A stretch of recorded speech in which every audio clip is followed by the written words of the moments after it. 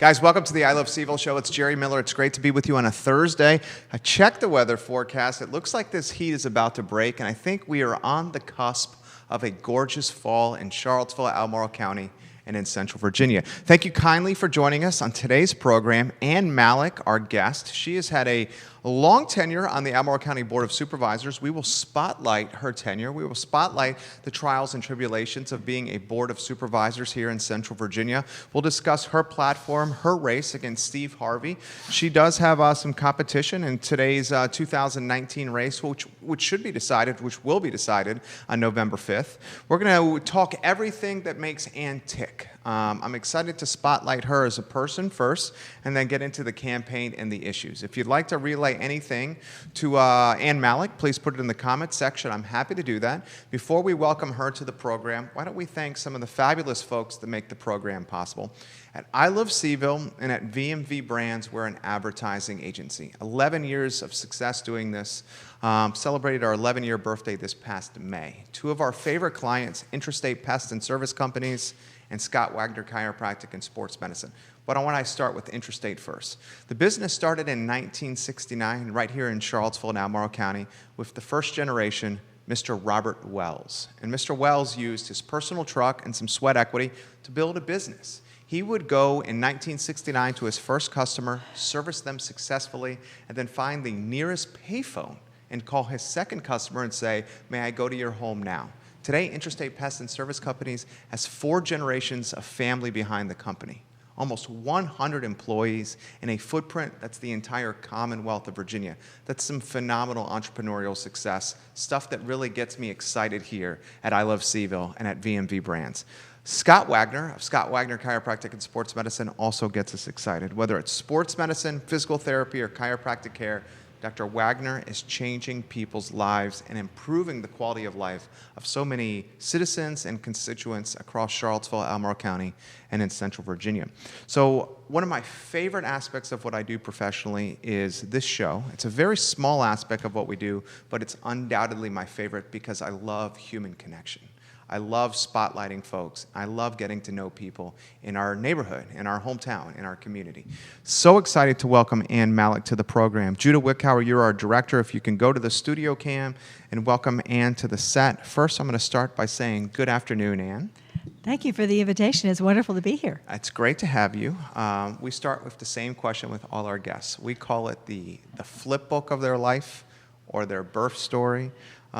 Introduce us to Ann Mallek and what she's all about. Thank you very much. I was born on Ivy Creek. Nice. And grew up before the reservoir. It took most of our farm, and we moved 2 miles up the road. But I grew up in rural Albemarle, and that was a great place to grow up. And fortunately, today, so much of Albemarle still has the same atmosphere, and I think children still have a chance to have a wonderful play-in-the-mud existence and learn about their natural world all around them, which is very important to me. I've been a classroom teacher and a science camp leader and have been raising cattle and selling meat directly to families for a long, long time. And we've been on our farm in Earlysville since 1982. Fantastic. How about childhood? Talk to us about some of the fantastic or fond memories of childhood. Well, it was very quiet here in the 50s, as you can imagine. For girls particularly, there were not the wonderful hockey, lacrosse sports to do. There was pony riding and playing tennis or staying at home and reading a book. So consequently, my father being a veterinarian, I spent a lot of time with animals, and that was a great way to spend our lives together. And graduated from Albemarle High School in 1967 and then went north to school. Our parents sent all of us to some other part of the country for school because they thought we should learn where other places were. Where'd you go? Connecticut College in New London. It was a women's college until I was a senior. Okay. And then they admitted some long-haired guys from Wesleyan, and it became co-ed. It is now a fine co-ed school, but It was traumatic for us girls who really wanted to keep on with the way it was. But there were many, many single-gender colleges who did go co-ed in those 1970s era, I think for survival reasons. But it was great. Everybody really focused on their work. I was in the zoology department, and there were 20 of us majors. And while the psychology and English departments had 400 and 500, we had very personal connections with our teachers, and we're really very fortunate in that way. Did you always want to move back to Albemarle County? Actually, that was a really difficult decision. Yeah. My urban experience of my life was in Boston. Okay. And we loved it Wonderful. there. Yeah. We lived in a rent-controlled apartment for $150 a month, and I bicycled to work at Harvard Medical School because our apartment was closer than my parking spots. Who's we? My husband, Leo, and I. Okay. We were married in 1971, and he was in Tufts Dental School. So he took the Green Line into town every day for school, and I hopped on my bicycle, rain, snow, sleet, or hail, and bicycled the 2.5 miles to the Harvard Medical area, where I was a research assistant in the anatomy department and worked with a biochemist and a whole slew of international postdocs, and we published papers. It was a fantastic experience as a bachelor's biology major. Boston is quite the contrast of Albemarle County. Well, it is. And in 1973, we were trying out our new snowshoes and thought, gee, we'll try out that one lecture that they give you in dental school about how to set up a business. 1 hour is all the preparation they got. Wow. So we were trying to find some snow, and there wasn't any, so we went into the little town of Amherst, Massachusetts, and went into the first real estate agent we came to, whose brother-in-law turned out was an orthodontist, and that began a whole series of connections, and turned up with a associateship that Leo had with a dentist out there, just to get the real hang of how to run a business. Sure. Really important. We stayed there for 9 years. And small town New England is a great exposure to how local government really should work in an ideal world. How so? The town next to us, Hadley, had universal town meeting, which everybody went. In Amherst, there were 9,000 people. We had 235 members of town meeting who twice a year would gather for however long it took to decide the issues on the warrant. If you had 100 signatures, you could put your question on the warrant for discussion. And the last year I was in town meeting, it went for 11 nights. But the wonderful thing was, at the end of all of that discussion and process, people came together with whatever the decision was. And if they didn't win, they'd say, I'll be back next year. And if they did, everything was set. The Board of Selectmen, the comparable to the Board of Supervisors, their only job was to hold down the fort in between town meetings. And so the policy was all made at the town meeting with the large group. And I found it a really cohesive, wonderful process to do, which is why when I came here and then many years later joined the Board of Supervisors, having the town hall meetings was so incredibly important to me because it gave me that little bit of my previous experience of having lots of discussion with people who had very different views. I'm excited to spotlight your tenure. We'll get to that shortly. I'd be remiss not to ask of how you and Leo met. Give us some insight into the love story. We met at a college mixer. Okay. Very old-fashioned, I know. Okay. But he was at Trinity College in Hartford. Okay. So smart guy. A road trip for them. Okay. And we're introduced by one of his high school friends. Okay. Yeah. So immediate connection? Good connection. And then we actually didn't see each other for a year. And then really? met again a year later and went, wait a minute. Serendipitous. We've met before. Yeah. So, walk me through that. Then it was straight on. Yep. You met and then didn't see each other for a year. That's right. Saw each other again, and then you Click. got nostalgic. I know who you are. There's something familiar about this conversation. And then the rest is, as they say, history? That's correct. Okay. That's correct. Okay. That's right. 48 years married. Congratulations. Thank What's you the very much. success to 48 years of marriage? I'm 2 years in. We have an 18-month-old. Oh, congratulations. Wife works in the business. She's wonderful. got a laptop on one knee right now. She's watching the show. She has our son on the other knee. Good. She's doing payables, receivables, and social media management. She is undoubtedly, I say this often, the sun of the family, and my son and I are the planets in a lot of ways, in the orbit there. And what I mean by that is she's the backbone of the family and certainly keeps us moving in the right direction. What is the trick or the tip or the advice you offer someone in my shoes that's 2 years in versus your 48? Learning. Okay. And evolving all the time and realizing that you're going to have new interests in 10 years than you have today and welcoming that and encouraging each other to just try new things and grow. See, I thought you were going to say, your wife is always right. Hold your tongue, Jerry. Just do what she says. Well, if I had any sense, I would have done that, but I didn't. That's funny. But our daughter was born, I was working at Hampshire College in administration in Amherst, and so she went to work with me for the first 9 months. And so I understand the sitting on the knee, playing on the typewriter over here while I was working. It's not easy. I was advising the natural science school students on their research projects and helping them do the sort of same work that I did at Harvard. So it was kid? fun. I have two, and then 8 years later, we had our younger daughter who lives in California. The elder daughter and her family live on the farm with us in Earlysville. Yeah, that's awesome. Very fortunate. When did you return to Central Virginia? In 1982. Okay. And my husband said that being a sole proprietor in Massachusetts was getting very difficult. He said he didn't start working for the family until noon of Thursday every week because of all the other obligations that the state and the feds had for his business. And he really wanted to try, and we had come down here, of course, regularly to visit, and he said, let's just pick up stakes and go. So we picked up our horses and our farm stuff and tractor and moved it all down here. Was that terrifying, 1982, to move? I don't know, terrifying. We brought a lot of material we shouldn't have, because a lot of it didn't get seen for about 10 years, and then we realized, what did we pay to move this for? But that's pretty typical, I think, of people who do move. If you have a place to store something, you keep it until you need that space for something else, and then you have to finally bite the bullet and go through all those treasures that you haven't seen for 25 years and decide how treasured they really are. Did you move to the farm you're at now in 82? No, we were living on a little closer to town where my parents lived. There was a little cottage on the farm that had been rented by generations of students from the law school or Darden back in the days when there was not so much housing near grounds. So many, many graduate students lived out in the countryside.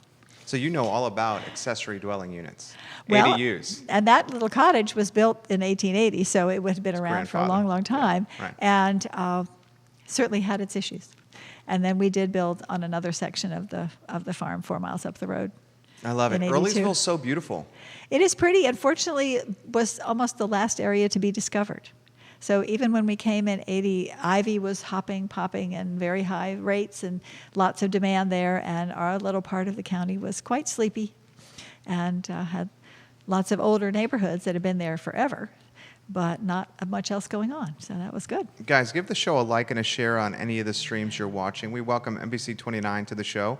Neil Williamson, hello. Sang Thanabusi, I'm sorry if I'm messing your last name up. Thank you for watching. Bobby Castine, Megan Link, Gerard Smith, who ran for Board of Supervisors, watching right now. Charlottesville City Hall on the feed. Thank you for joining us. All right, we will talk X's and O's. So you are running for, you're the incumbent. You've had success. A long tenure. You have some competition in Steve Harvey. Yeah. We'll talk about that here in a matter of moments. First, let's talk about your tenure on the Board of Supervisors. How do you characterize it? It's been all over the map. When I first joined the board, there was a very strong majority to try to do a lot of really strong regulation things, which I felt I needed to moderate. Then in 2010 to 2014, there was a change of membership and a much more low taxes, business focus board.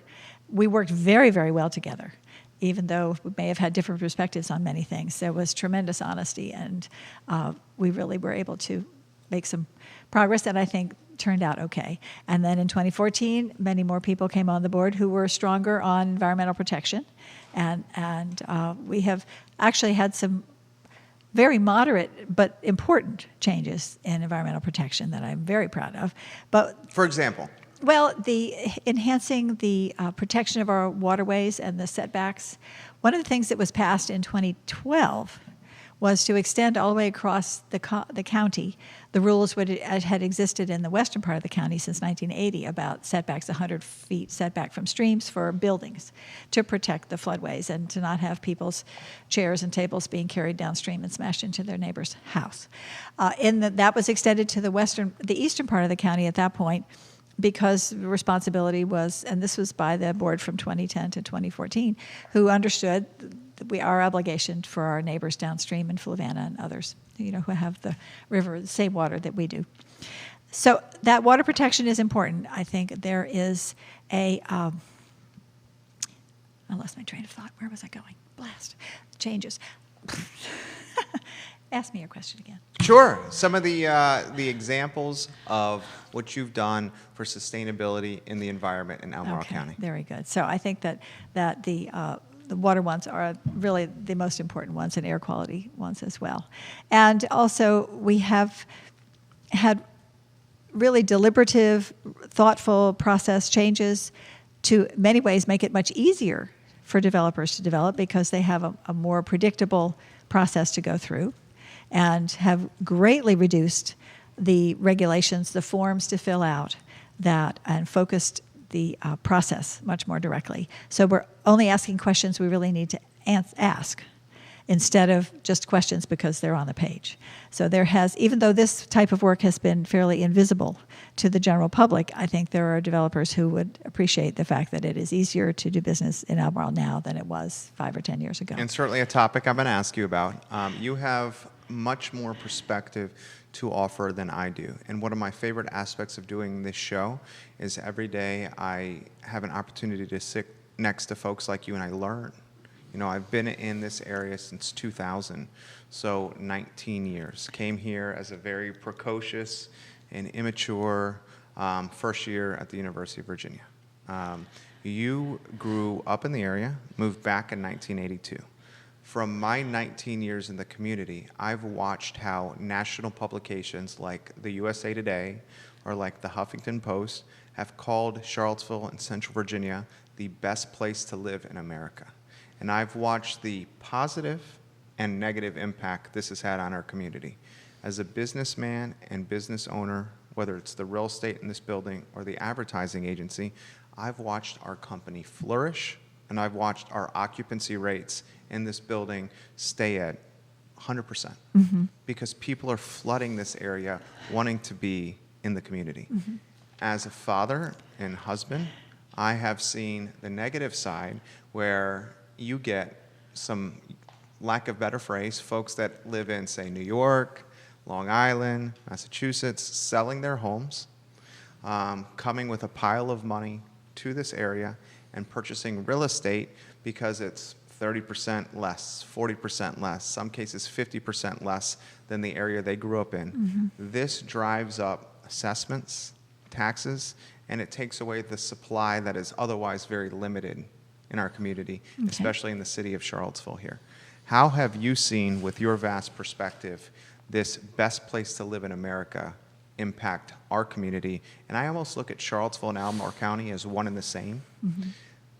We don't know a lot of times if we're in Charlottesville, if we're Albemarle County. Right. And a lot of folks say, because of what happened on August 12th, I'm not going to support Charlottesville because of what's going on with City Council. And I immediately respond to those folks, whether they're living in Nelson or Fluvanna or Orange or Albemarle, that Charlottesville's success is directly correlated to Albemarle and Fluvanna and Orange and Nelson's success. There's this trickle-over impact. How has the best place to live in America impacted our community? It has certainly exacerbated the growth rate that we've had. There's no question about that. When I was going door to door in 2007 and began conversations with people who were in neighborhoods that appeared to be newish construction, and I would always ask them, are you new to the area or did you move from another part of the area to your new house? Many, many of them said, we went to school here, we were at Darden, we made a pact amongst our graduates that we would all move back here when we retired, and lots of us are here already. So that's the origin of my philosophy, that we graduate 6,000 future residents every year. And it sometimes takes a while. You know, it took 15 years for our daughter's family to move back here, and that's fine. We were away for 16 years, and all of this bring that perspective of living in other places with us and help us also to appreciate the things that we really value here and hope will be preserved for our grandkids to be able to enjoy. And some of that is a pace of life that is reasonable. That's been a little threatened lately, as many people have come who seem to think that they're the only ones on the road. And how dare I reduce the speed by the school and work to get it from 45 to 35 because the school zone is there, because I have to get to town. And my comment is, sorry, you need to leave earlier, because if you live 50 miles out of town, you can't expect to get there in 10 minutes. That's just the reality of life. And being considerate of other people and understanding that the whole community has a stake in our government and how we process our decisions and the impact on everyone is really the basis of our whole operation. We are not in local government to help one particular sector. I say, even though some of the residents in the Whitehall district don't agree with me, I still represent them. I don't just represent my voters, I represent my constituents, which is everybody in that district, all 16,000 of them at the moment. Up 5,000 from 2010. What are some of the disagreements you encounter? Some of the common disagreements you encounter with your ideology, some of your constituents, and also the county from a macro standpoint? So you mean on the board or in the constituency, just so I understand where you want Both. to focus? Okay. I think there's much more discussion and much more argument on the board than people perhaps appreciate. I think we get that, though. Well, good, because it's not apparent to everyone. I think if people look at just a few minutes at the beginning of a meeting, they might not see the fact that the reason the meeting goes for 9 hours is because we are thrashing around issues that have 6 different perspectives, which are very different sometimes. And some of us, such as myself, are very ordinance-driven. I will make my decisions based upon the rule that is in adoption at the moment. And I'm very wedded to the fact that citizens adopted that rule through the public hearing process, where it was advertised, everybody had their chance. It's like that mini version of town meeting that I was speaking about earlier. And so I want to make sure that we're following the performance agreements, the kinds of details which are included in that. Not, well, I really want this byproduct of this subdivision, so I'm going to vote for it anyway, even though it doesn't meet the rules. There are lots of different approaches, and we do it's our responsibility to debate and figure out if we can get to 4, because we have to get to 4 to pass something. A 3-3 split is a no. And that is, I think, a very good thing. If an item is not good enough to draw a 4th person of whatever perspective to support it, then it probably shouldn't pass. I agree. The relationship with Albemarle County and the city of Charlottesville. All right. And I'm going to throw kind of a micro subplot to characterize this. Often the court system comes to mind, and the court system is, whether it's Supervisor Randolph wanting the court system in the county to leverage as an epicenter for economic development, which I do not think court systems are epicenters for economic development. If you get in trouble with the law, you go to court and you leave. It's not like you want to hang out and celebrate that trouble, or then go window shopping, but that's a conversation for another day. He then relayed right here, about a block away from this studio, that the city of Charlottesville has a long history of not keeping its promises with Albemarle County. And he said it on the record to the newspaper. You can all Google it right now and find it. I found that very troubling. And why I find that troubling is because no one really, people do know, but the line that separates the Charlottesville and the county is just this blurred line, right? And Charlottesville's strength and success and Albemarle County's strength and success, they coincide and go hand in hand. I think that they are linked. Our success is definitely linked, and up and down. We can affect the other jurisdiction for good or for ill. There's no question about that. The communities are different, and the Whitehall district people know where they live, and they know who their government is. And so I think there is that community base, but there also is a very different perspective about governance, and also cities have so many more capabilities to make decision makings than counties do. And I don't know if people understand so much how counties are the creations of state government, and we only have the authority to do what state government has given us permission to do, which is why we have to go to the legislature every couple of years and ask for permission to do things as important as being able to say no parking on certain streets where parking interferes with highway safety. That was a bill we had to get passed. We actually had to go to the legislature last year to get permission to move our court across the street in the new construction in the Levy property, because it was not on the county precinct court site. So those are just 2 examples. People have said, why can't we stop having people putting water in plastic bottles? And why can't we require that, as other communities have done, we don't use single-use plastic bags, all those kinds of things that fill up our trash and make it difficult for our machinery to function, to sort out our recyclables. We do not have the authority. I have been back multiple times over the last 15 or 20 years to try to get the legislature to reenact the bottle bill, which existed in the 1950s and was very successful, and without success.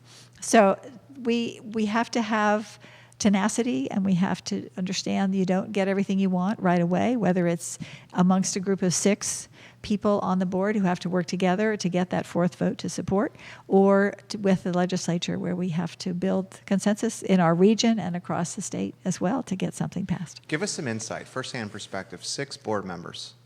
3-3 does nothing, right? That's right. 4-2 does something. 4-2 makes impact. Well, 3-3 as a no means we don't want to do this. Okay. So I think that's that's not just a waste. In other words, there are decisions there are applications which fail because they were not good enough to get that 4th vote.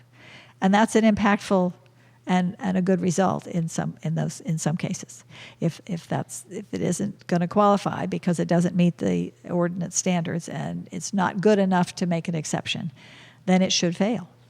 And that's what 3-3 is all about. Give us the fly on the walls perspective of what happens with 6 people in a room, and we have a vote that's serious, that has people on both sides of the issue. Right. Give us a fly on the walls perspective. So we'll just make up How about one that's in the news? Well, we had an application in Crozet that was right on the edge of the growth area. There was a big discussion about whether the growth area rules should be impacted by the fact that this one was right on the edge. And the understanding of the master plan in Crozet is that the concentration, the density of housing in that edge area should be tapered down and not as dense as it is downtown. And this whole discussion there were neighbors who wanted to have it more consistent with the character of their neighborhood, of which this property was an originally part, and whether the traffic was going to be too impactful at 1,000 cars a day versus 200 cars a day if it was a lower density. I mean, this is in the weeds big time here, but these are the kinds of issues that have to be addressed when you're looking at the impacts to neighbors and the impacts to county services for a particular proposal and whether it is in the right place. So when you have highway restrictions and other problems that already occur, maybe a good proposal is in the wrong location.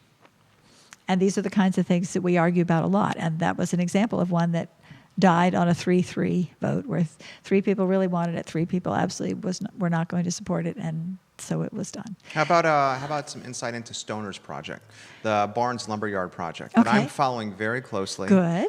We have an opportunity to essentially build a commerce or downtown epicenter in the heart of Crozet, Yes. kind of like a live, work, play We hope so. situation. Yes. Talk to us about the joint venture there between the county and a private developer.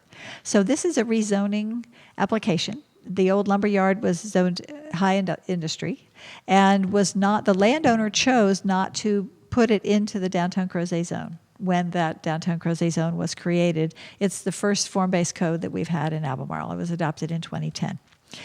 If Mr. Conley had chosen to do that, then the rezoning would not have been required. It could have just proceeded along with building permits and site plans, and it would have been simpler.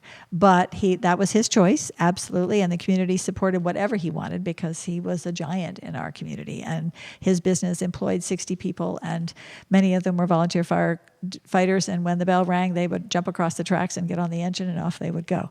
So as many other communities have had their legacy industry be a supporter of the whole volunteer fire and rescue operation, he also stayed in business probably longer than he should have financially because he was protecting the employment of his 60 families.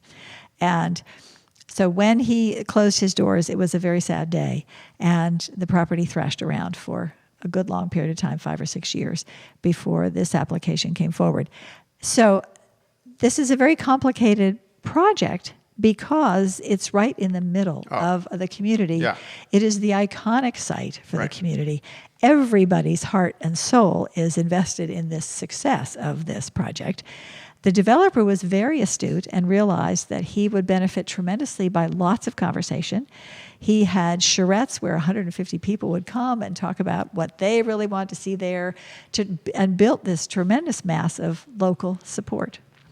And so when the plans have been developed, he has been a leader in working with the county to help us learn about how we can have a small financial stake in something like a public amenity of a plaza, in order to then draw in a hotel and other businesses all around it, to help the county understand for the very first time that other counties for decades have been investing in public amenities, but Albemarle never had. We had relied on others, and we'd relied on developers to do everything. The developers felt this was pretty punishing, and I think Neil would probably agree with me if he's listening. He's got some questions for you. He's watching. That with the public responsibility for a public gathering place that then allows private investment to come in around it, then that is leveraging our dollars 20 to 1, which has turned out to be something that the board has learned is acceptable. They're able to do that as far as economic development is concerned. So the rezoning has just been adopted. The road plan for Library Avenue will now be going right through the middle of the what I call a JB Barnes still, to connect with the existing roads on the eastern side. So we'll now have a new east-west street through. The Crozet Square, which was the historic little business district right at the tracks and the trestle, is now finally, after 10 years of county ownership, going to have proper drainage, sidewalks, and repairs done that is needed for a long, long time. And so that is also under design and funding. So there will be a lot of things that will happen in addition to the building that will happen on the rezoning that has just been approved in August. This is probably the businessman in me coming Okay. out. It seemed like a no-brainer. I understand that many in Crozet and around Crozet like the intimacy of a small community and the quality of life that comes with not much traffic.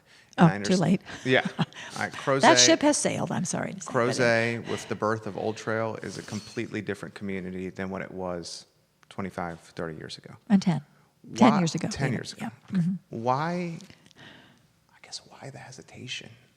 Well, here's the thing.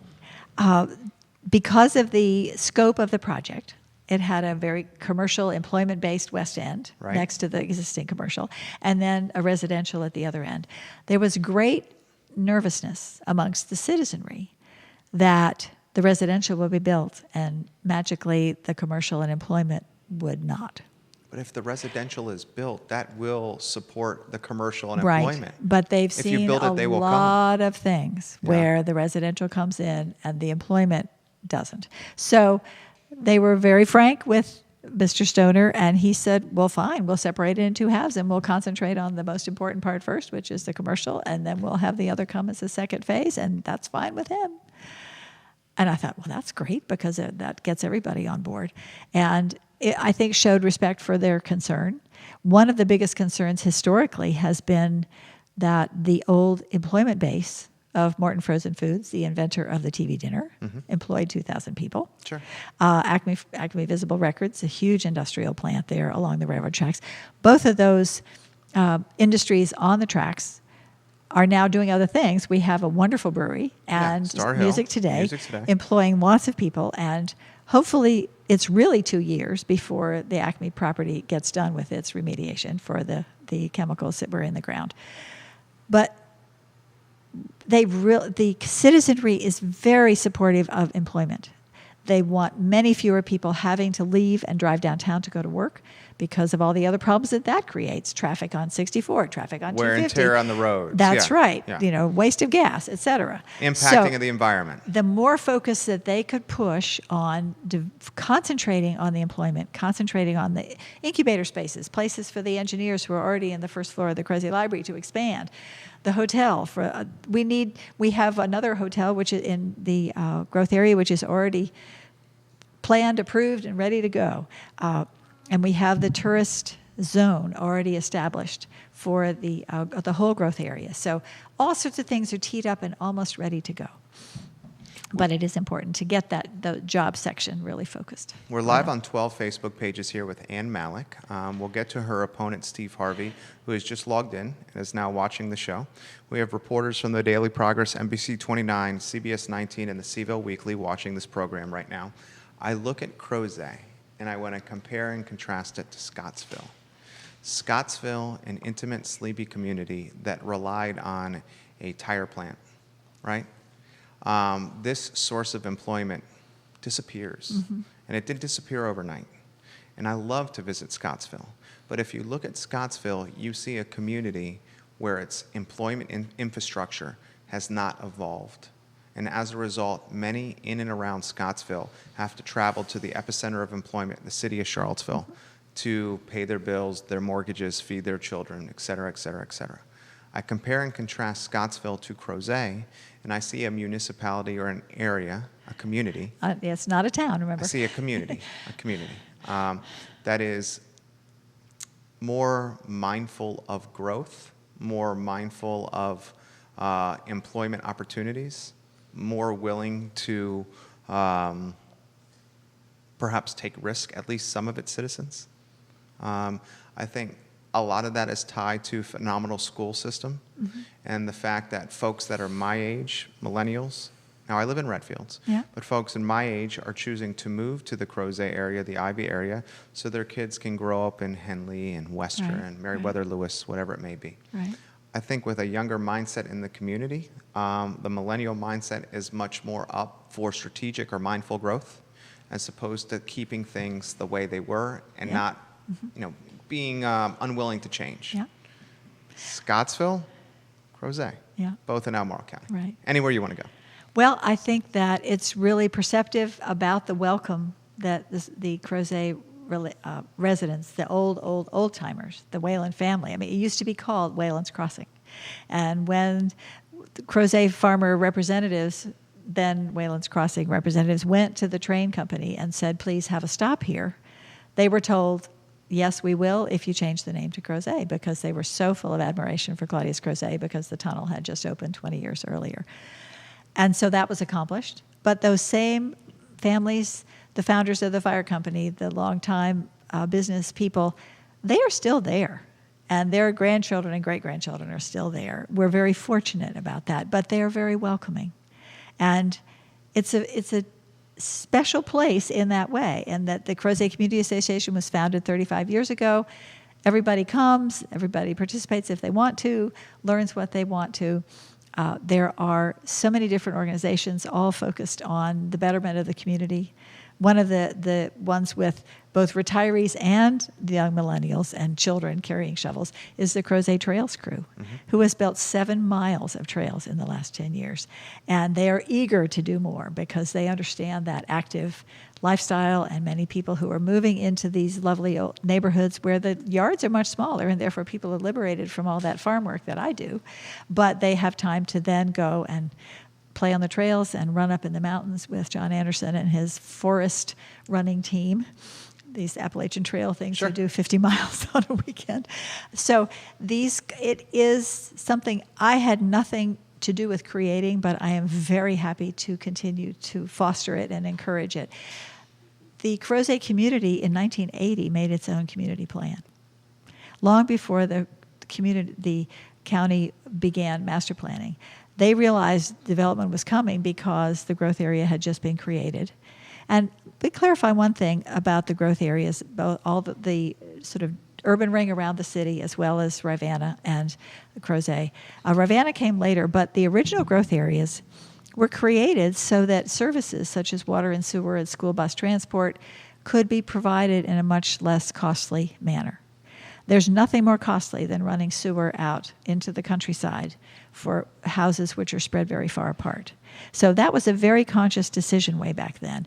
It's not an exclusivity thing, it was a financial thing. And the basis of the rural area, that 95% is where it is, was because this is an agricultural county still.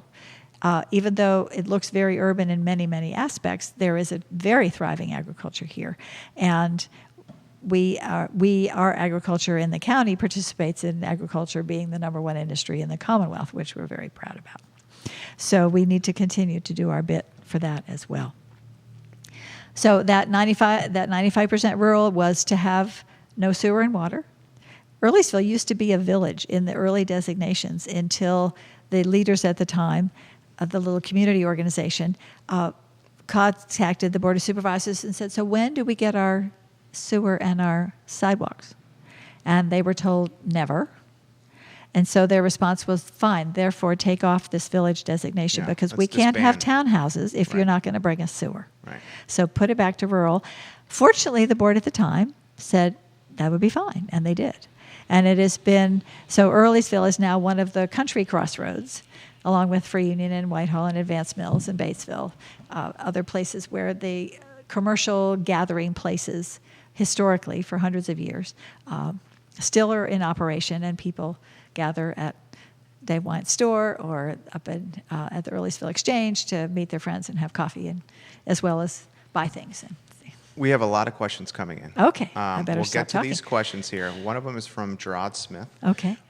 He, of course, was seeking the Ravenna district. Yes. He was unsuccessful. I'm a huge fan of Gerard Smith on this program. He's come on a couple times. And Gerard I'm curious to know your thoughts, Ann, about the other races, Ravenna and Scottsville, and how they will impact the dynamic of the board moving forward. Well, I really don't have a comment about that because that is their problem. That is their voters' responsibility. And I feel very strongly that it's my job to represent the people in the Whitehall district and make sure that in addition to the decision as a whole for county issues, if I don't represent the Whitehall district, none of the others are either. So I'm very focused on that. I'm not trying to dodge the question. I just don't think it's appropriate for me to answer. When I was running in 2007, one of my friends who was on the board at the time said, I hope you win, but I'm going to work with whoever gets elected. And so I'm not going to be involved in your campaign in any way. And I thought, that's really very sensible and fair, and that's the way it should be, instead of trying to sort of build allegiances and planks and slates and things like that. So. I think a natural follow-up to this, a lot of folks watching the show right now, Neil, we'll get to your question here in a matter of moments.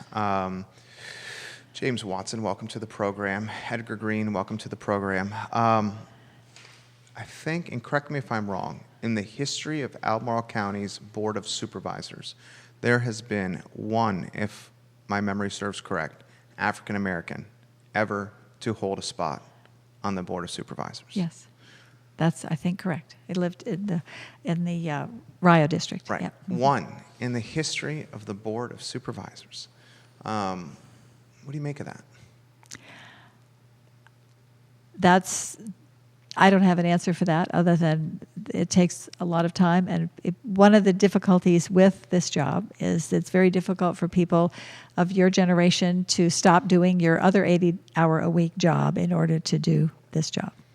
But I think that it is just I don't have a solution, because there are communities where the elected officials, that is a job, and they're paid $100,000 apiece. And that does certainly have the ability to open up. You guys are what, like 16, 17, 18,000? 16, yeah. Yes. You just gave yourself like a $400 raise. Yes, I think it was $395, something right. like that. Which is not much considering the work that you put into this. So you attribute the fact that Board of Supervisors are, for the most part, older and white to the low compensation of the position. I don't know, but I think the older, yes. But I don't know about the race issue as to why it it's unfortunate. I do hope that there will be different things going forward. I really do. Question from Neil Williamson. How did the Crozet decision opposing density impact affordability? Well, I'm not sure exactly which he's referring to, but in all the years before we had affordable housing rules and the 15% of the property to be, the units to be available at a price for people making 80% of the average median income. AMI, right? Am I? The builders were not building affordable houses. Even when the regulations were tiny in comparison to what some perceive them to be today, it is the operation, the model of the business to build where the return is the best and where the demand is the highest. And so I do not think that we have, by our regulations alone, caused houses to be built that are more expensive. I think it's natural that people would build where the highest return is going to be. You're basically saying it's natural for developers to target the highest profit margin possible. I think they're in business to make money, and the so highest it's a profit very margin sensible. is single-family homes priced considerably high. Or a mixture. I mean, I think that what we have learned from throughout the recession and the way the model has changed in Old Trail, first they were considered, when they came to the board in 2004, the plan was they expected the grand majority of the residents to be over 60. Which meant that there shouldn't be any impact on Brownsville Elementary because there wouldn't be many kids. Well, there are hundreds of children because, of course, it's a great location, it's close to recreation, the schools are right there. Why wouldn't families want to live there? And it wasn't a sensible understanding in 2004. It was like a suspension of belief that that could possibly be accurate. But it was one of the bases in which the decision was made at the time. But as the recession came along, the great big houses ceased, and many smaller combination units, things that were under the $300,000, under $200,000, were built because they could be mortgaged during the jumbo loan crisis. Sure. And now what we found is that the developer there is replacing blocks and blocks of bigger houses with lovely smaller cottages, which are selling like hotcakes and are more lower cost because of their size. They're not lower cost because of their lack of amenities or anything. They're just smaller 800 to 1,000 square foot houses, which are going to cost less per square foot than a bigger one. And they're overrun with buyers and many people who have downsized into them and young starter families or young couples who are starting out there. Maybe when they have too many children to fit into that house, they'll move across the street into something bigger. I mean, that would be ideal because the linkages are there, their friends will still be there, and they won't have to move across town. They'll just move to another block where something is more properly sized for their family. The link between, we're talking affordable housing here. Neil makes a good point. This is from the Weldon Cooper, Albemarle County, Virginia population 2019 study. Albemarle County, Virginia's estimated population is 107,788 people with a growth rate of 1.3% in the past year. Albemarle County is the 16th largest county in Virginia. In square miles or in population? I think 16th, he means is from a population. Okay. From a population standpoint. Charlottesville is roughly 10.27 square miles. Depending on who you talk to, there's not much land left for development in Charlottesville. Now, folks on one side, yes, in my backyard, will say, look at all these parking lots. We can develop these parking lots. We can build density. We can go up. We can do townhomes, condos, whatever it may be. The no in my backyard saying, no. Let's keep these parking lots. We have enough density in Charlottesville. Mm-hmm. We don't need more than 50,000 people in a 10.27 square mile city. I'm not going to give an opinion on this. I'm just asking the questions. Uh-huh.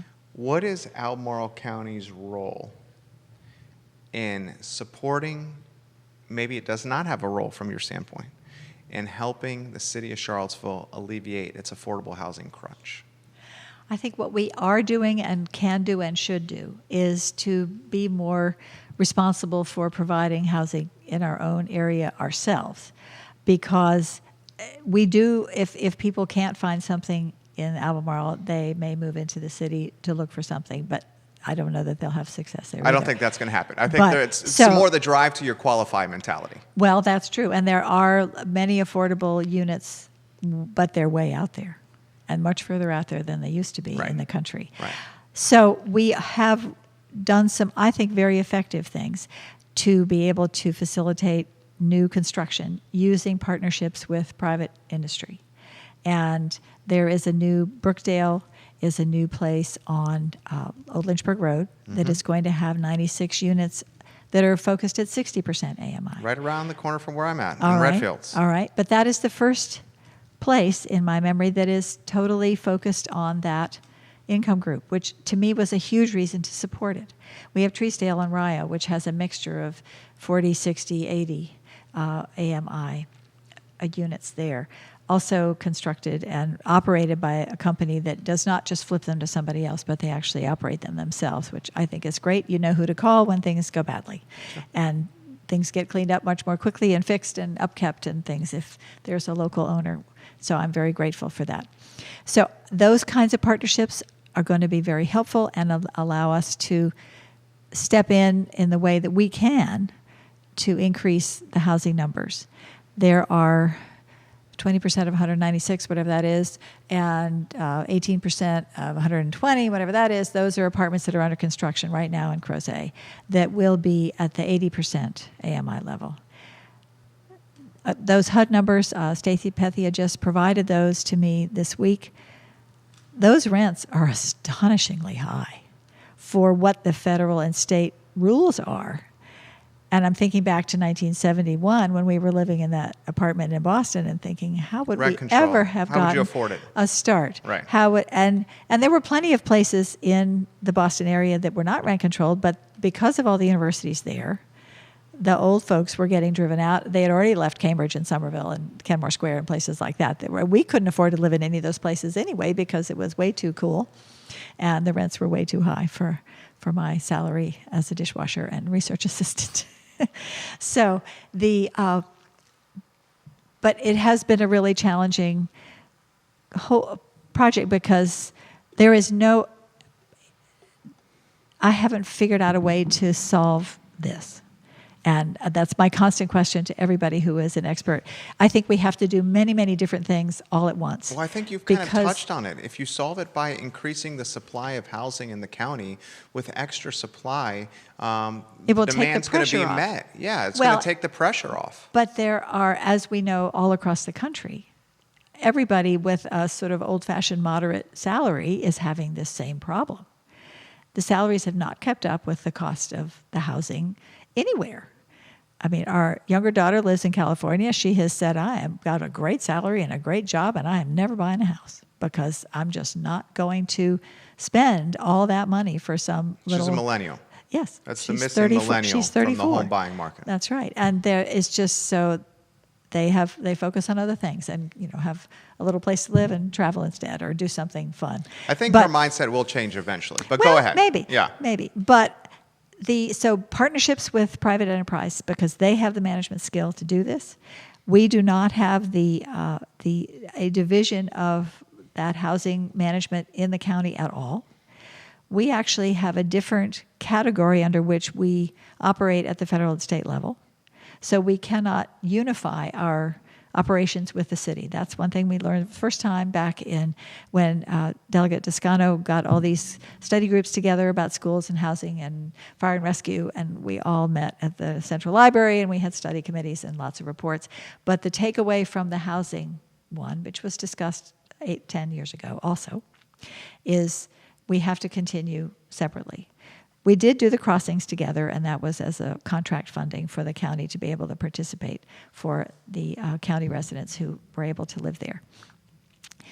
We can consider doing more with providing cash into our vouchers to supply some more vouchers for people who qualify.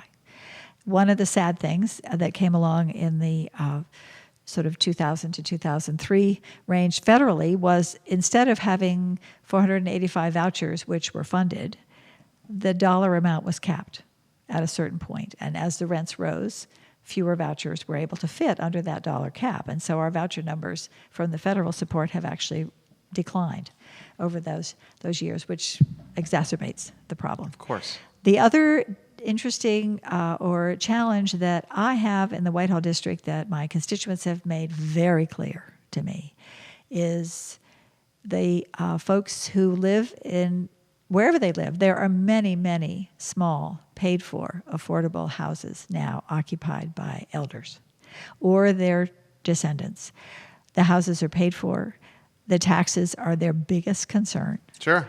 And they say It's to everyone's. me every year, please don't raise my taxes and force me out of my affordable house at age Gentrification. 89 Sure. because you're going to have a big program that's going to provide rent for somebody else.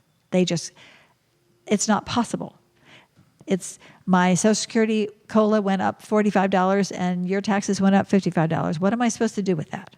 And I don't have a decent answer for that question, which is why, and Neil, I think will admit that I've come a long way from where I started as far as economic development understanding is concerned, because it's another case in Albemarle where there's a big schism.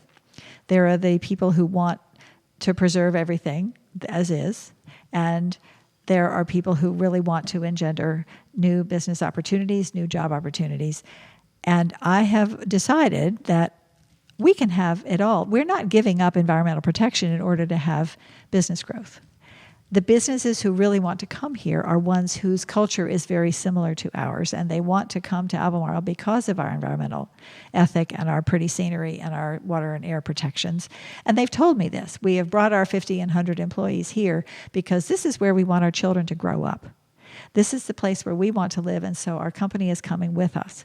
And that is a very powerful argument that we should use to our benefit to keep companies who are starting here, to provide places where they can quickly and more quickly expand as their needs grow, and to focus our efforts in economic development to also support job growth.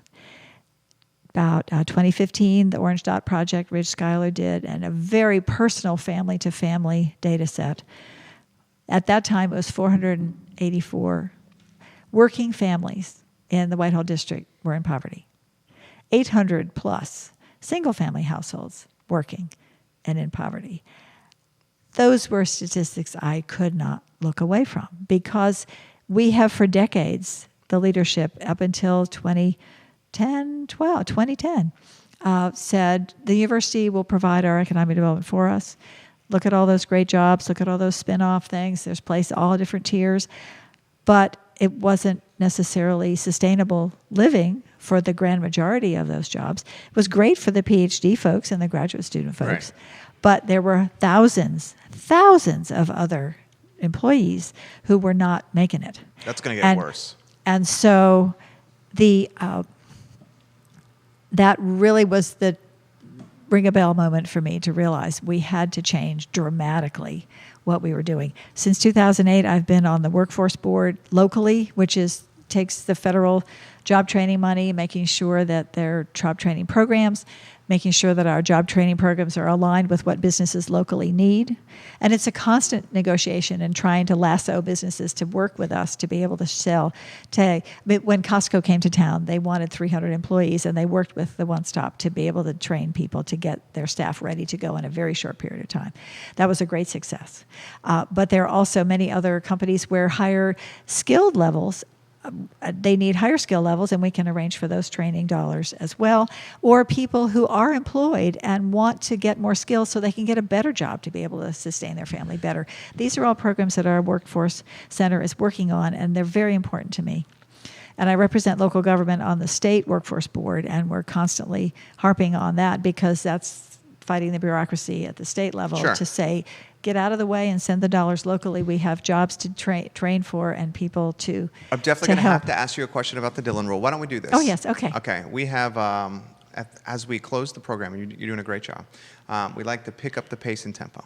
So we're going to fire questions at you. Uh-oh. Okay. And we're going to get... I don't do fast tempo very well, but quick, we'll find quick out. responses. And the reason I have to do this is because I have a lot of very good questions that are coming in that I want to get to. Yeah. This one's coming from Lonnie Murray. Okay. Okay. Lonnie Murray, would it ever be possible to get a commuter train from Crozet? Give me a quick response on that one. Yes, we worked on it in 2010, and I was having a discussion with Buckingham Branch yesterday. Sugar Hollow, it's kind of been like a Wild West out there. Charlottesville doesn't seem to be managing Sugar Hollow at all. What's going on with Sugar Hollow? How can we make this better? This is right in your wheelhouse. The city owns the property, Rivanna owns the water, and the county does all the fire and rescue and public safety. So we are all three working together to try to figure out how to control access, particularly on the weekends when 500 cars completely block emergency access to the place where the rescue needs to happen. It is a terrible safety risk, and we are working on that monthly. Homestays, Airbnbs Okay. in Albemarle County. Hot topic. Well, it is another topic where we have widely divergent views, and it's been a real thrashing around for more than a year at the county with lots of stakeholder meetings, neighbors groups, people who would like to operate the businesses as well.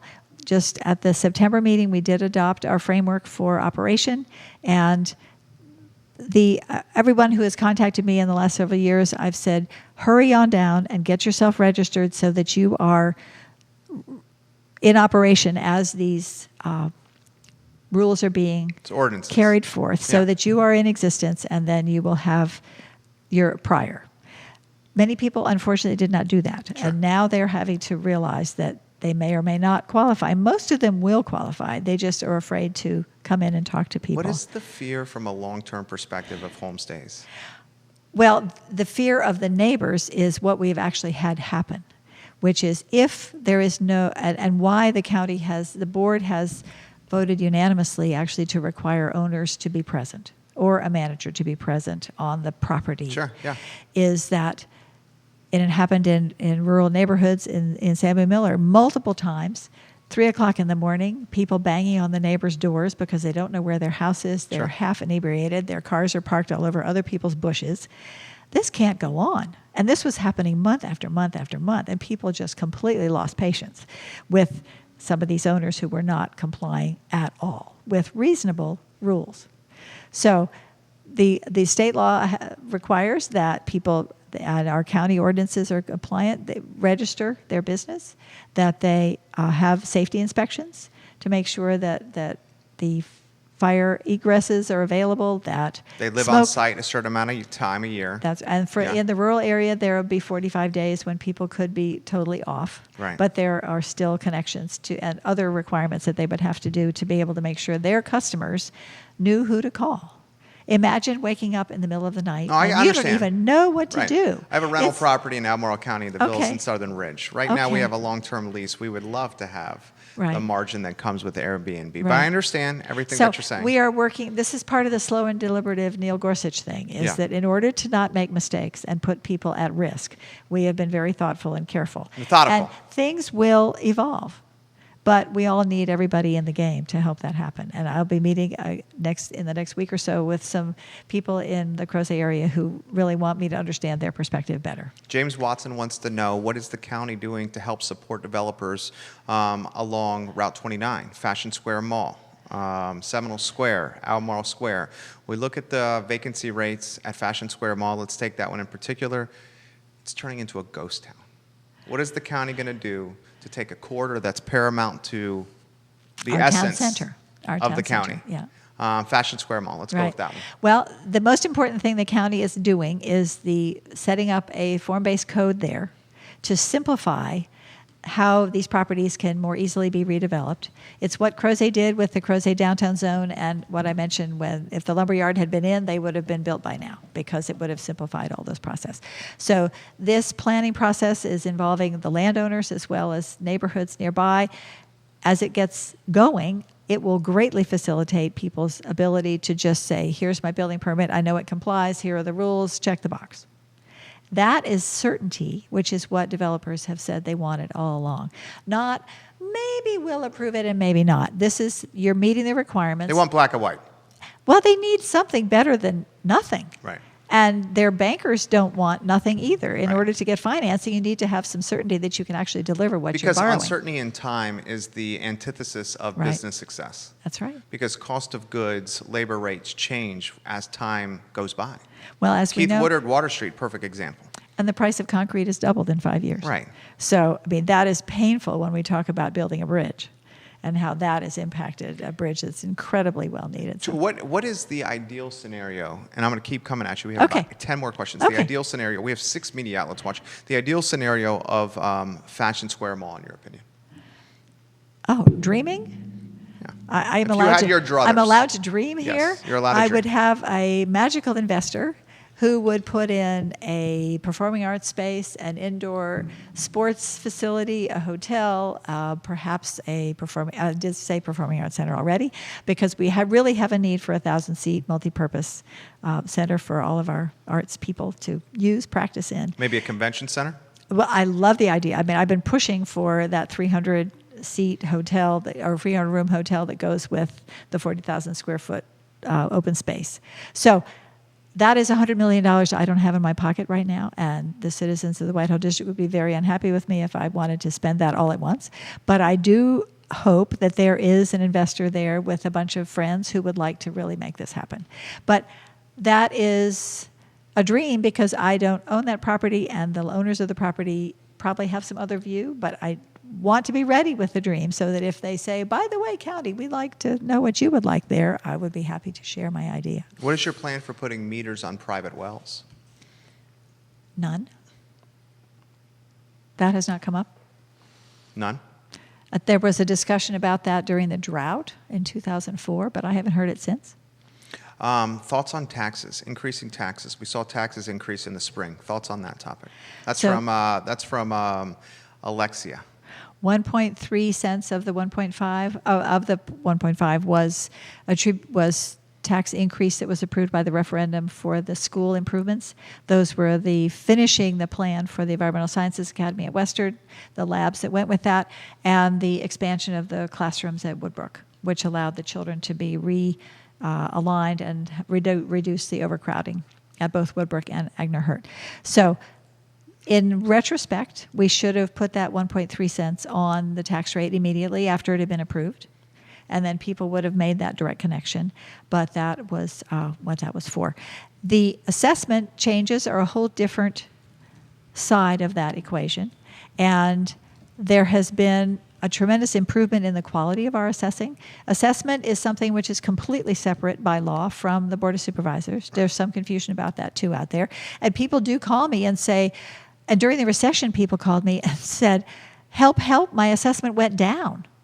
I wasn't supposed to be underwater, and now you're telling me, and I said, we have to get together with the assessor, but this is a problem both when they go up and when they go down for different people for different reasons. And so I'm very grateful that state law prescribes that the assessor actually works for the state finance department. I mean, we pay him, and we want to hire the very best assessor that we can. There has been tremendous improvement in both the software and the staff training and the assessment going on in the last 5 years, and it has not been quick. So 3 years ago, there was a focus on the land part. And then last year was the focus on the houses part. Right. And there were some dramatic shifts up and down. I've seen it. But it was well explained. I can't explain it well myself, but Peter Lynch could come on your show and explain it beautifully to people so they would really understand that this was not something that was possible to do all at one segment, but there are far better evaluations going on now using the comparable sales that allows for things to be much more current. We got a question coming in about the jaunt bus. What are your thoughts on jaunt coming into Albemarle County? Would you like to see more jaunt activity or interaction in the county? Your thoughts on that topic? Jaunt is a tremendous service. It has, even before all the commuter runs started, they were incredibly important for our many, many residents in the Whitehall District who are not able to drive but are very much able to work and want to participate in life. And so they've been making runs to the far out in Earlysville for years and years.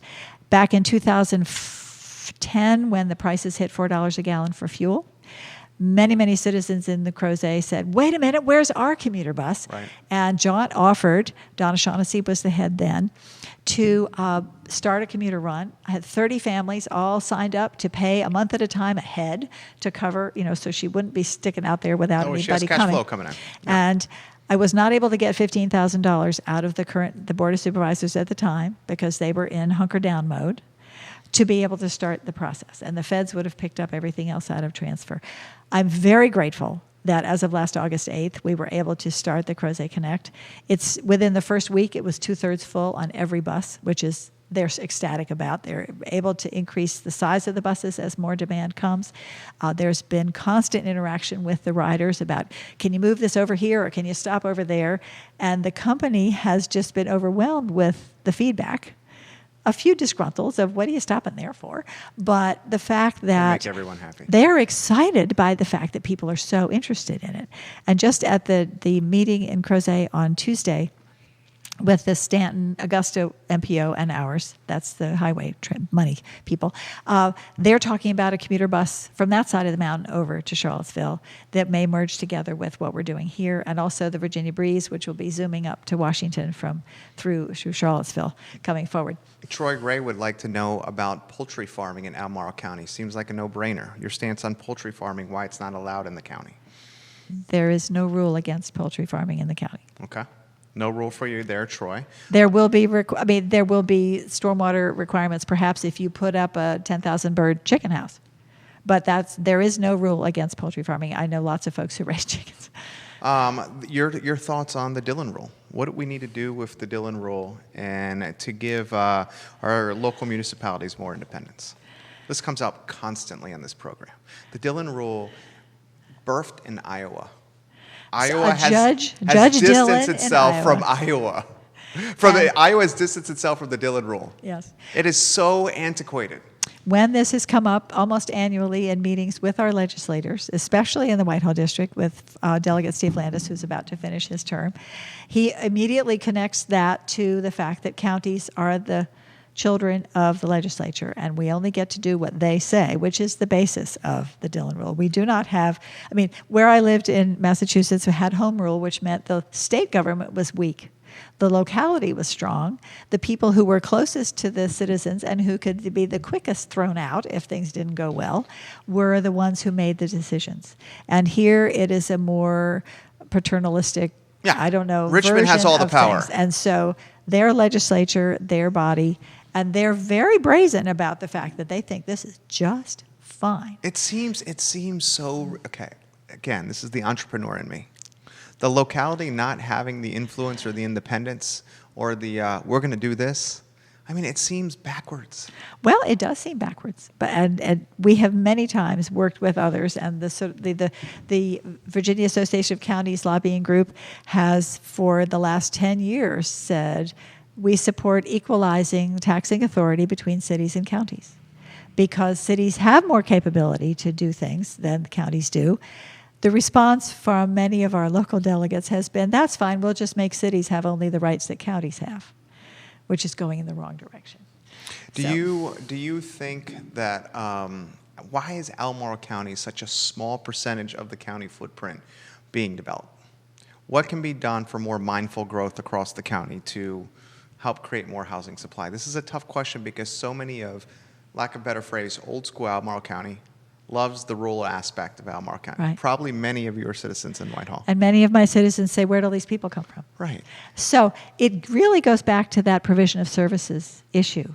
That is, I think people are very fiscally prudent here. Mm-hmm. And even though some people may think that we've been profligate with their tax money, when you look at analysis, we've really been very, very frugal and have a very small number of staff to population ratio compared to other counties. But the minute you start having big expanses of population, with those go the services required, and even a big house does not put in enough revenue to educate one child. My house does not provide $12,000 in income tax, in property tax. So there is always a net gap when you increase housing to provide services, even the small number of services that Albemarle County provides. And there are other counties who provide far more services than we do, senior departments and a whole bunch of, operate all sorts of sports things that we don't do. Farm-to-table dinners. Okay. Talk to me about farm-to-table dinners. Well, you've caught a little flack about farm-to-table. Farm-to-table dinners is a invention of the restaurant industry. Mm-hmm. It's a marketing gimmick. When you go to Maya, you see the big board where it says Rock Barn pork and all that kind of thing. It's a good restaurant, right? It is a wonderful restaurant. Yeah. Thank you. But that is what farm-to-table means. Farm-to-table does not exist in state code. And so a description of what bona fide agriculture is one of the challenges that Albemarle County needs to clarify in order to have better understanding about what our rules are all about. What separates you from your opponent? Steve Harvey. Okay. I think that regulation of a reasonable nature that is fair to all provides equal access to all citizens to process, equal access to their property values being protected. If you take off the rules that govern commercial businesses or events without the neighbors having any ability to have their property rights respected, that is a real problem for them. I want very much to have, I'm accessible. I try very hard to be available to people at any and all times. People are very respectful and not call me in the middle of the night, but they are also very grateful that I'm willing to take their call and to help them make connections or to listen to their concerns and to try to find a solution if there is one. As regarding the Dillon Rule, there are many, many things for which we cannot find a solution, and that is lousy. But there are existing programs for which people may not be aware that I can connect them through the county staff to the right person to help. Sometimes people bring up absolutely fabulous ideas for which we have no process exist. And then my job is to talk to the other supervisors and say, are there 3 of you who want to do any more with this? Because we have to get to 4 before our county staff is legitimately able to spend county taxpayer time to do things. It's not, I'm going to go do this and I'm going to make this happen. It is a team effort. And the biggest part of my team is the citizenry who has been so engaged with me over these years. But all the different meetings that they expect me to be there to listen to them, the people who stay after the meeting to have a conversation because they don't really want to raise their issue in front of everybody else, always happens. And the little signs where I'm popping up on the street corner almost every day for the last several months and will this month as well, to be available to hear people as they drive by on the way home from work. They can just stop and have their question answered. Has been really fun. Back in the 2007, I called it Thursdays in the Square. And so I was in the square in Crozet every Thursday afternoon, and people would stop by and talk and know that I was going to be there the next Thursday. And this time I've spread them all around the district, so I'm in Earlysville and some days, in Free Union some days, Crozet some days, and it's been great fun. Last question for you. Okay. Your legacy as a Board of Supervisors, what do you think it's going to be? Well, I know what I would like it to be. Okay. And that is that people feel that they have a voice, that they are respected in their participation in local government in Albemarle County, and that their future here and their grandchildren's future here is as important as anybody else's. I appreciate your time. Would you be at all opposed, and you don't have to give me an answer now, would you be at all opposed into a friendly forum with you and Steve on the show? I guess we could do that. We have many meetings. We have, I think, 5 lined up face-to-face coming up this month. Right. So we have to work on that. The power of this forum is the interactive nature and the fact that anyone can watch it either in real time or that it lives in perpetuity online. I'm truly grateful for your time. I thought you handled the questions and the interview with grace and class, and you offered honest perspective. You were authentic and genuine. Thank you. You handled everything I threw with you straightforwardly, and I'm grateful for that. You haven't looked at your watch yet, but we have filled I don't have a watch. 80 minutes. Wow. 80 minutes. Well, you were right. It did go fast. You did extremely well. It's 1:50. Okay. Thank you for coming on the program. You're so welcome. Thank you for inviting me. I appreciate your time. Certainly. We close the show, guys, the same way every single time. And first, we're going to remind you that the show will live in perpetuity online. We will take today's program and we will syndicate it for 30 days across the I Love CVille network. And the I Love CVille network is comprised of 17 Facebook pages, 17 Twitter accounts, the 3rd largest Instagram community in Central Virginia behind UVA and the city of Charlottesville. We're number 3. An e-newsletter that goes out to 108,000 plus inboxes every morning at 11 a.m. We will turn the audio into an iTunes podcast, and we will archive the entire program on ilovecville.com by close of business today. We ask everybody that's watching the program to get engaged, to vote, to become more involved. That's the whole concept of what we're trying to do here, is feature both sides of the aisle so you have more of a foundation to get more involved and engaged with. We close the show by asking everybody to embody the golden rule. I don't make this about religion.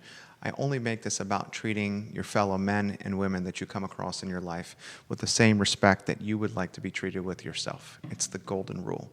I think Charlottesville, Albemarle County, the Commonwealth, and certainly the country needs the golden rule more than ever. My name is Jerry Miller. This is the I Love CVille Show. At 3 p.m. today, we're going to have our animal focus show on our network, and that's called What's Barking Local, powered by Animal Connection, where we're going to spotlight all the fabulous animals, horses, equestrian, dogs, cat lovers, all that at 3 o'clock today on the I Love CVille network. Enjoy your afternoon. Oh, that's a riot. Thank you. Thank you very much. Thank you. I'm very, very grateful for your time. We have so welcome. one more thing to do. We have to take what we call the hero picture for the package. Okay. We will do that here under this light, and Judah's going to snap that pic here momentarily. How do you think it went? I hope it went all right. I Yeah. hope my voice wasn't too mousy, because I mean, I guess if he could hear me all right, then he would adjust that. Yeah, he's got the Or tell me to. headphones. Okay. Yeah, he's listening to you. Think it was fair and. Oh yes, Okay. absolutely. Good. Yeah, I did sort of lose my train of thought at one point at the beginning, but hopefully people have forgotten about that by now. You did well. You did well. Thank you very much. Judah's going to get this picture. We're going to slide over here. Go over here. All right. Slide